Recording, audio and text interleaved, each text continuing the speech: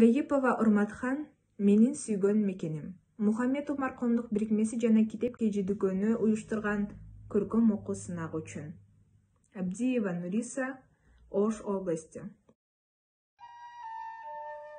Аба таза, суусу тунук шарагып, гүлзарында гүлдөр жайнап аңкыган, бугу, теке, улар ойноп тоосунда, көлдөрүндө өрдөк казы сайраган, бакчасында мөмө жемиш жыктолуп, бутагында булбул сайрап үн салган, көз уялткан кооздугун көргөндө, саякаттап келген жандар таң калган.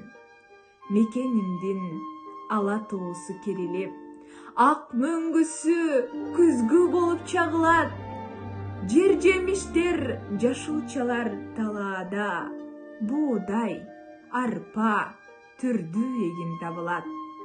Ак буурасы тынбай агып күн түнү, боюн керип, кулат жайып созулат, таштан ташка урунган суу үндөрү музыкалуу өтө сонун угулат.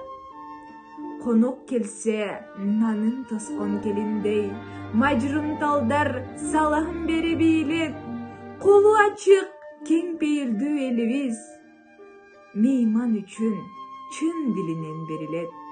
Мына ошондой көркөм, кооз, керемет, жандай көргөн менин сүйгөн мекеним, канча керек жеткире албайм сөз менен, эң бир кооз, эң бир кымбат экенин.